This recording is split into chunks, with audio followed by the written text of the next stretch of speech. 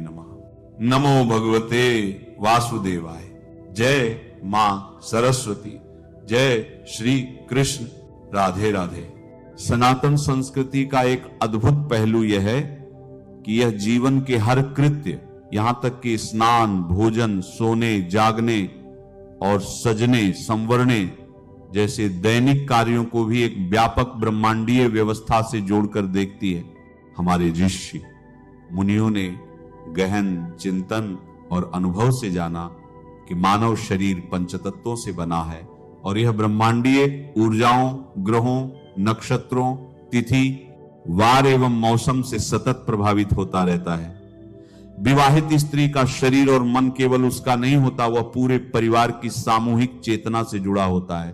अतः उसकी छोटी सी क्रिया का प्रभाव घर के हर सदस्य पर पड़ता है। बाल धोना जो एक सामान्य शारीरिक क्रिया लगती है, सनातन दृष्टि में शरीर के तेज और प्राणिक ऊर्जा के प्रवाह को प्रभावित करने वाला एक महत्वपूर्ण कर्म है। हम इन नियमों के पौराणिक, ज्योतिषीय एवं वैज्ञानिक आधारों को समझेंगे और जानेंगे कि किस प्रकार ये साधारण से लगने वाले आचरण हमारे जीवन में सुख समृद्धि का मार्ग प्रशस्त करते हैं। हिंदू धर्मशास्त्रों में बालों को केवल सौंदर्य का प्रतीक नहीं बल्कि एक सूक्ष्म ऊर्जा तंत्र माना गया है। मान्यता है कि मनुष्य के सिर के शीर्ष पर स्थित सहस्रार चक्र से दिव्य ऊर्जा प्रवेश करती है और बाल इस ऊर्जा के प्रवाह को नियंत्रित एवं संचालित करने का काम करते हैं। लंबे, घने और स्वस्थ बाल व्यक्ति के तेज और प्राण शक्ति का प्रतीक हैं। स्त्रियों के लंबे बाल उनकी प्राकृतिक स्त्री शक्ति और सौभाग्य का प्रतीक माने जाते हैं। इसीलिए विवाह के समय कन्या के बालों के गुच्छे को वरमाला में बांधा जाता है, जो एक आत्मिक एवं ऊर्जात्मक बंधन स्थापित करता है। पौराणिक कथाओं में देवी देवताओं के बालों का गहरा प्रतीकात्मक अर्थ है। देवी दुर्गा के बालों को उनकी अदम्य शक्ति और क्रोध का प्रतीक माना जाता है। भगवान शिव की जटाओं में गंगा, चंद्र और यमुना आदि का वास है, जो उनके संयम, तप और समस्त ब्रह्मांड को धारण करने की क्षमता को दर्शाता है। भगवान विष्णु के सुसज्जित केश उनकी श्री, समृद्धि और सौम्यता के प्रतीक हैं। इस प्रकार बालों की देखभाल और उनसे जुड़े नियम एक प्रकार का दिव्य अनुकरण और ऊर्जा प्रबंधन है। बुधवार का स्वामी ग्रह बुध है, जो बुद्धि, विद्या, वाणी और व्यापार का कारक है। यह दिन संचार, ज्ञान और भाई बहन के संबंधों से जुड़ा है। इस दिन भगवान गणेश और दुर्गा सप्तशती की उपासना का विशेष महत्व है। गणेश जी विघ्नहर्ता और बुद्धि के दाता है। मान्यता है कि बुधवार के दिन बाल धोने से बुध ग्रह की सूक्ष्म बौद्धिक ऊर्जा प्रवाहित होती है, जिसे जल से धोकर बहा देने से ग्रह का शुभ प्रभाव कमजोर पड़ सकता है। विशेषकर कुंवारी कन्याओं के लिए यह नियम इसलिए है क्योंकि बुध भाई का प्रतिनिधित्व भी करता है। ऐसा माना जाता है कि इस दिन बाल धोने से भाई के जीवन में बाधाएं आ सकती हैं या उसकी बुद्धि प्रभावित हो सकती है। यह नियम बहन के स्नेह और रक्षा भाव का ही एक प्रतीकात्मक रूप है। गुरुवार बृहस्पति ग्रह का दिन है। बृहस्पति गुरु, आचार्य, धन, संपदा, पति, पुत्र, दीर्घायु और आशीर्वाद के कारक हैं। यह दिन विस्तार, समृद्धि और ज्ञान का प्रतीक है। यह दिन भगवान विष्णु, देवी लक्ष्मी और बृहस्पति देवता को समर्पित है। विष्णु जी संसार के पालनहार हैं। गुरुवार को बाल धोना बृहस्पति की विस्तारकारी ऊर्जा को नकारात्मक रूप से प्रभावित कर सकता है। चूंकि बृहस्पति पति के कारक है, अतः मान्यता है कि इस दिन बाल धोने से पति की आयु और उन्नति पर विपरीत प्रभाव पड़ सकता है। इसीलिए इस दिन बालों में तेल लगाकर उन्हें सजाकर रखने की सलाह दी जाती है, जो गुरु की स्थिर पोषणकारी ऊर्जा को ग्रहण करने का प्रतीक है। इस दिन पीले वस्त्र धारण करना, पीली वस्तुओं का दान करना शुभ माना जाता है, जबकि बाल धोकर शरीर का तेज बहाना अशुभ। सोमवार चंद्र ग्रह का दिन है। चंद्रमा मन, भावनाओं, मातृशक्ति, सुख, शांति और जल तत्व का प्रतिनिधित्व करता है। यह दिन भगवान शिव को समर्पित है। शिव जी ने चंद्रमा को अपने मस्तक पर धारण किया है। सोमवार का व्रत शिव पार्वती की कृपा प्राप्ति के लिए किया जाता है। चंद्रमा मन को प्रभावित करता है। इस दिन बाल धोने से चंद्र की शीतल स्थिरकारी ऊर्जा में व्यवधान उत्पन्न हो सकता है, जिससे परिवार में मानसिक अशांति, आर्थिक उथल पुथल और बच्चों की सेहत पर असर पड़ने की आशंका मानी जाती है। सोमवार का व्रत तप और संयम का प्रतीक है, अतः इस दिन सादगी और शांति बनाए रखने पर बल दिया जाता है। शुक्रवार शुक्र ग्रह का दिन है। शुक्र सौंदर्य, कला, प्रेम, सुख, वैभव, वैवाहिक जीवन और भौतिक समृद्धि के कारक हैं। यह दिन देवी लक्ष्मी, संतोषी माता और देवी अन्नपूर्णा को विशेष रूप से समर्पित है। लक्ष्मी जी धन, समृद्धि और सौभाग्य की अधिष्ठात्री हैं। शुक्रवार को बाल धोना, सजना, संवरना देवी लक्ष्मी का स्वागत करने के समान है। स्वच्छ, सुगंधित, सुसज्जित बाल गृह लक्ष्मी के व्यक्तित्व में निखार लाते हैं और घर में सकारात्मक, आकर्षक ऊर्जा का संचार करते हैं। यह क्रिया एक प्रकार का लक्ष्मी साधना है।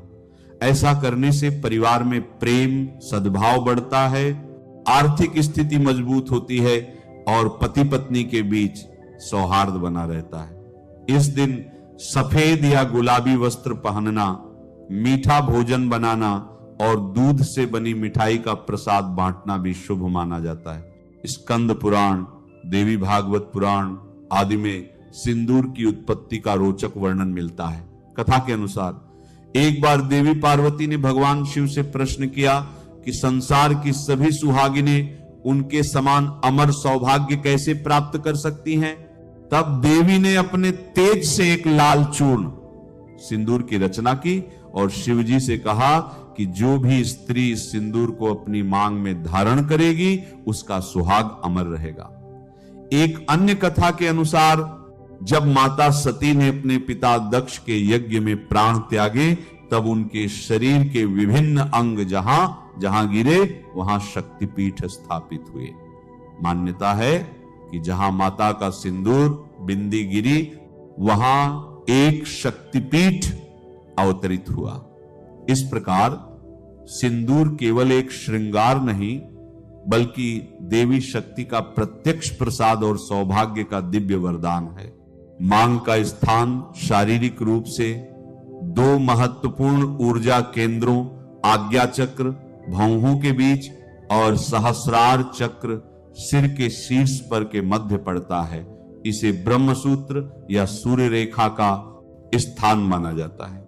सिंदूर जिसमें पारा, हल्दी, चूना आदि तत्व होते हैं, इस स्थान पर लगाने से शरीर की ऊर्जा स्थिर रहती है, मस्तिष्क में रक्त संचार नियंत्रित रहता है और शारीरिक तापमान संतुलित बना रहता है। आयुर्वेद में भी इसका उल्लेख मिलता है। लाल रंग शक्ति, साहस, जीवन और समृद्धि का प्रतीक है। इसे मांग में धारण करना पति के दीर्घायु और कुशलक्षेम की निरंतर कामना है। यह विवाहित स्त्री की सामाजिक पहचान है जो उसे सम्मान और सुरक्षा प्रदान करती है। सिंदूर लगाना एक यांत्रिक क्रिया नहीं बल्कि एक संकल्पपूर्ण अनुष्ठान है। स्नानादि से निवृत्त होकर सर्वप्रथम देवी पार्वती और लक्ष्मी का स्मरण करें। सिंदूर की डिबिया या डिब्बी को माथे से स्पर्श कराए मानो देवी से आशीर्वाद प्राप्त कर रही हो। अंगूठे या अनामिका अंगुली से माथे के बीच जहां बिंदी लगती है से शुरू करके सीधी पूर्ण रेखा खींचते हुए सिर की ओर बढ़े। रेखा स्पष्ट और लाल होनी चाहिए। इस क्रिया के समय मन में पति की दीर्घायु, परिवार की समृद्धि और सुख शांति की कामना करें। यह देवी के प्रति अनादर और अपने सौभाग्य के प्रति उदासीनता दर्शाता है। मान्यता है कि इससे पति को समाज में अपेक्षित सम्मान नहीं मिलता और उनकी उन्नति में बाधा आती है। मांग सीधी न होकर तिरछी हो तो उसमें सिंदूर भरने से मन की अशांति और जीवन में अव्यवस्था का संकेत मिलता है। ऐसा माना जाता है कि इससे पति को मानसिक तनाव और व्यावसायिक परेशानियां हो सकती हैं। सिंदूर व्यक्तिगत सौभाग्य का प्रतीक है।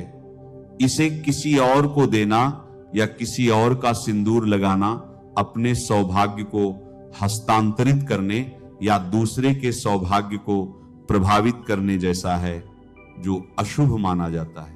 यदि किसी विशेष पूजा, व्रत या शुभ कार्य में शामिल होना है और बाल धोने की स्थिति न बने तो धर्मशास्त्र इन वैकल्पिक उपायों को मान्यता देता है।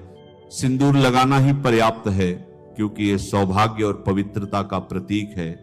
मान्यता है कि सिंदूर लगी हुई विवाहित स्त्री के सिर पर मां लक्ष्मी और पार्वती का आशीर्वाद सदैव बना रहता है। बालों में थोड़ा सा गंगा जल छिड़ककर कंघी कर ले। गंगा जल को सर्वोच्च पवित्रता का प्रतीक माना गया है। तुलसी दल, बेलपत्र या आंवले के पत्ते को हाथ में लेकर बालों पर फेर लें, यह शुद्धि का काम करता है।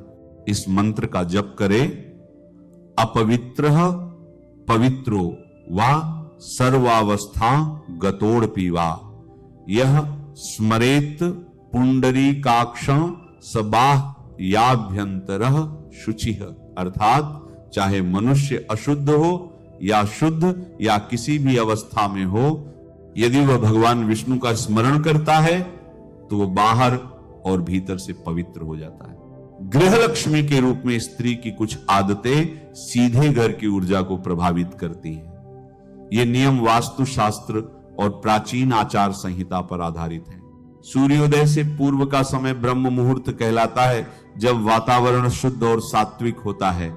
इस समय सफाई करने से नकारात्मक ऊर्जा नष्ट होती है।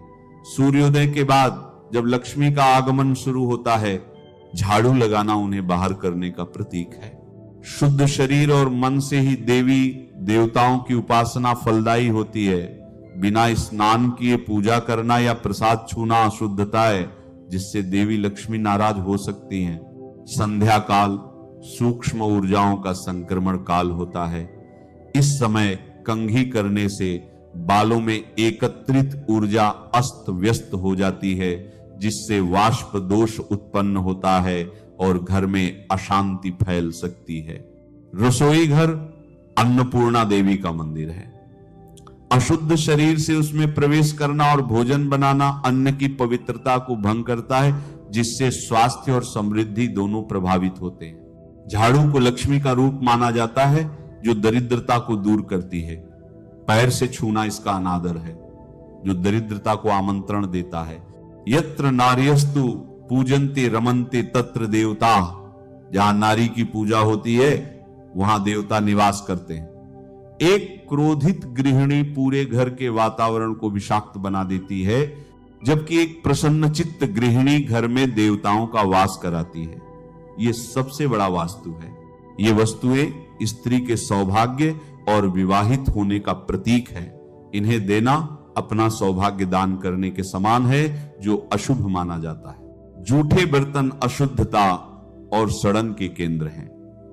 रात्रि में नकारात्मक शक्तियां सक्रिय होती हैं, जो इस अशुद्धता से आकर्षित होकर घर में निवास कर सकती हैं, लक्ष्मी का वास भंग कर सकती हैं। नमः शिवाय। श्री महालक्ष्मी नमः। नमो भगवते वासुदेवाय। जय मां सरस्वती। जय श्री कृष्ण। राधे राधे।